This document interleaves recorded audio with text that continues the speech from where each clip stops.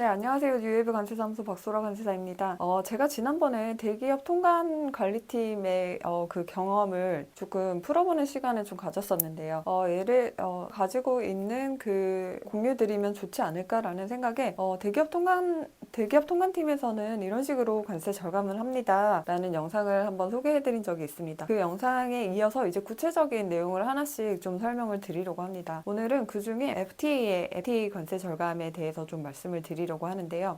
대기업은 대기업 그렇게 관리를 하지라고 생각하실 수 있지만 사실 대기업도 처음부터 대기업은 아니었겠죠. 점점 갈수록 촘촘하게 관리를 해가면서 회사에서 절감할 수 있는 비용은 최소화하고 그리고 이익은 또 극대화하는 방향으로 가는 게 아무래도 작은 기업에서 큰 기업으로 가는 길이기 때문에 다 똑같이 관리를 할 수는 없겠죠. 현실적으로 대기업은 전문 인력을 채용을 해서 관리를 할 수 있게끔 배치를 할 수 있지만 이제 막 시작한 스타트업 같은 경우에는 대표님이 직접 통관도 다 하시고 모든 것들을 이제 관리를 직접 하셔야 되는 상황이기 때문에 똑같이 적용을 할 수 없다는 것은 누구보다 잘 알고 있습니다. 하지만 그럼에도 불구하고 앞으로 우리는 조금 더 관리를 촘촘하게 한번 해보고 싶다라고 하시는 경우에는 제 영상을 조금 참고하셔서 업무에 활용을 하실 수 있을 거라고 생각을 하고 한번 준비를 해봤어요. 네, 먼저 이제 우리가 주로 원재료를 수입을 해서 완제품을 만들고 그리고 완제품을 수출하는 식으로 진행을 많이 하시는데 그렇기 때문에 FTA도 쌍방으로 활용을 하시죠. 우리가 원산지 증명서를 발행을 하기도 하지만 원산지 증명서를 수출을 하는 입장이 되기도 하죠. 관세 절감 포인트니까 수입 위주로 해서 조금 말씀을 드릴게요. 네, 수입을 할 때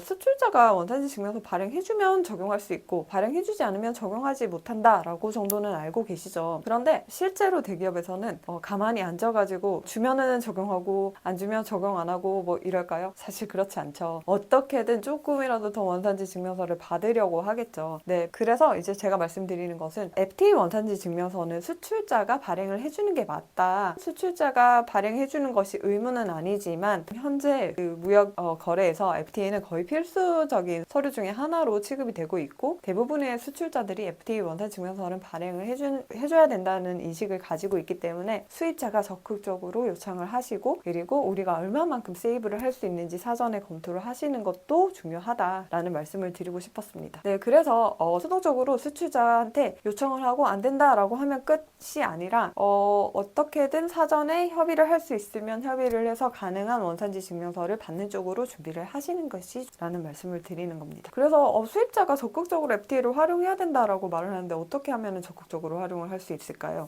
대기업에서는 이렇게 합니다. 수입 통관 데이터를 활용을 하시는 거예요. 이때까지 우리가 쭉 수입을 해왔던 통관 데이터를 보면 모든 것이 다 보입니다. 거기에 다 들어있어요. 대부분 이렇게까지 뜯어보시지는 못하실 거예요. 수입 통관 데이터가 뭐지? 라고 하시는 경우가 대부분일 거예요. 심지어 수입신고 필증도 뜯어보신 분들 거의 없으실 거라고 제가 확신합니다. 사실 신경 쓸 게 한두 가지가 아닌데 언제 수입신고 필증까지 다 뜯어보고 있겠어요. 사실 실제로 통관관리 일을 하면서도 수입신고 필증을 하나하나 다 뜯어보기는 힘듭니다. 왜냐면 그 안에 들어가는 내용이 정말 많거든요. 정말 많은 그 내용을 언제 그걸 다 뜯어서 보고 검사를 하고 있을 거예요. 그래서 우리한테는 수입신고 데이터라는 게 있습니다. 이것은 관세사들이 주로 활용을 하기는 해요. 그런데 이제 기업에서 연초에 특히 전략을 세운다 그리고 혹은 관세 절감을 해야 되는 포인트를 찾아야 된다라고 했을 때는 이 데이터를 적극적으로 활용해 보실 것을 권고드립니다. 대부분 대기업에서는 이 데이터 가지고 분석을 하고 앞으로 이제 어떻게 관세 절감을 할지 전략을 수립을 하게 됩니다. 수입 신고 데이터는 어디서 얻을 수 있냐면 관세사한테 달라고 하면 됩니다. 왜냐하면 수입 신고 자체로 관세사에서 하기 때문에 관세사를 통해서 받으실 수 있고요. 주기적으로 요청을 하시면 주기적으로 보내주시기도 하고 뭐 해당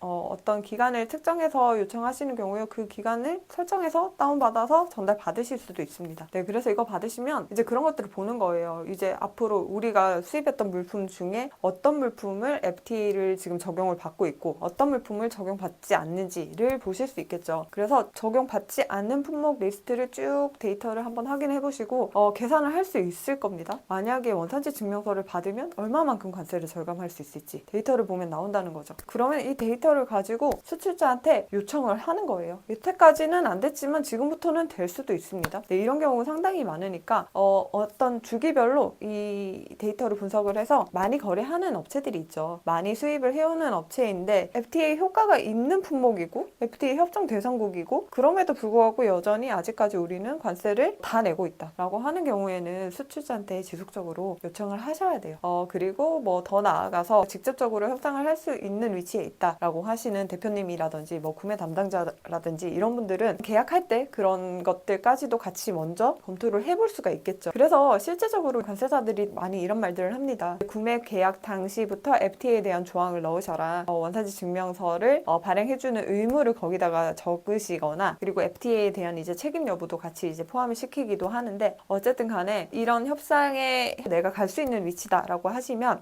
적극적으로 그 단계에서부터 FTA에 대한 요구를 하시는 것이 좋고, 만약에 그런 위치가 아니다라고 하면 이 데이터 가지고 분석을 해서 이제 윗선에다 보고를 할 수 있겠죠. 이 정도는 지금 관세를 다 내고 있는데 원산지 증명서를 받으면 이만큼 줄일 수 있습니다 라고 이제 포인트를 찾을 수 있는 부분이라는 겁니다. 통관 데이터 보는 거 사실 쉽지 않아요.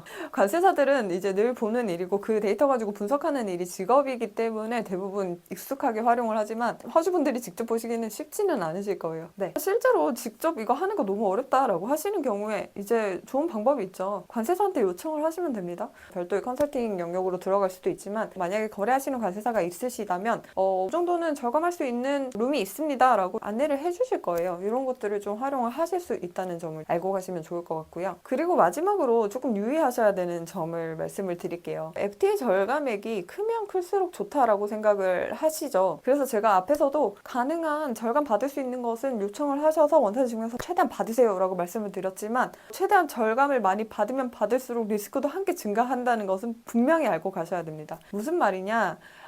사실 이 협정국 간에 이 관세 혜택을 주겠다는 것이기 때문에 원산지가 상당히 중요하게 작용을 합니다. 그래서 이 원산지가 실제로 그 협정에서 정하는 원산지가 맞느냐, 한국인 경우에 한국산이 맞느냐, 미국인 경우에 미국산이 맞느냐에 대한 검증이 필수적으로 따른다는 거죠. FTA를 활용하면 할수록 나중에 검증 확률이 당연히 높아지겠죠. 그러니까 이제 공짜는 없죠. 세상에 공짜는 없다는 것처럼 관세를 절감해주는 대신 너네가 이 FTA에 대한 이해를 바탕으로 정말 FTA를 잘 관리하고 있는 선에서 혜택을 주겠다라고 정도로 이해를 하시는 것이 가장 깔끔하겠습니다. 즉 절감액이 크다고 무조건 좋은 것이 아니라는 거죠. 물론 좋아요. 잘 관리하면서 잘 활용하면 정말 좋은데, 그냥 일단은 원산지 증명서 받아서 다 적용을 해서 진행을 하고 있었어요. 근데 나중에 봤더니 이 원산지 증명서가 뭔가 잘못됐어요 라고 했을 때는 이때까지 혜택 받으셨던 관세를 다 다시 돌려내야 된다는 거죠. 그런 경우에는 이제 엄청난 리스크가 있죠. 뭐 예를 들어서 10%짜리를 원산지 증명서 받아서 관세율 0%로 몇 년간 계속 그렇게 진행을 해왔어요. 근데 몇 년이 지나서 세관에서 검증을 해봤더니 이거 원산지 증명서 잘못된 거야. 이거 다시 8% 내야 돼 라고 하는 경우에 이제 어떡해요? 이때까지 8%만큼 관세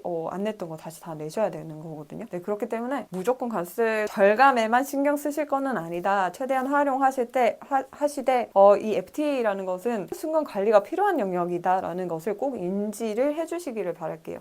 그럼 FTA 관리는 어떻게 할까요? 일단은 꼼꼼하게 신고 단계에서 건별로 이제 형식적인 요건을 충족을 했는지 안 했는지를 잘 검토를 해서 신고를 제대로 하는 것이 가장 중요합니다. 이 신고가 쌓여서 결국은 검증의 데이터가 되기 때문에 담당자 입장에서도 이게 신고하면 끝이 아니다라는 것을 항상 유념해 두시는 것이 좋습니다. FTA는 활용하고 뒤에 원산지 검증이라는 것을 받을 수 있다라는 것을 알고 계시고, 그러면 이제 수출자하고도 이런 소통이 필요하시겠죠. 이런 원산지 검증이 일어났을 때 누가 책임질 거냐, 수출자 너네가 발행해 주는 거니까 너네가 책임질 거냐, 아니면 나중에 문제 됐을 때 수입자가 책임질 거냐, 뭐 이런 것들에 대한 정리도 필요할 거고요. 그렇기 때문에 FTA는 단순히 서류가 아니다라는 것을 항상 강조해서 말씀을 드리겠습니다. FTA 활용을 관세 절감을 하는 것은 상당히 중요하고, 이것 역시 통관 관리의 측면입니다.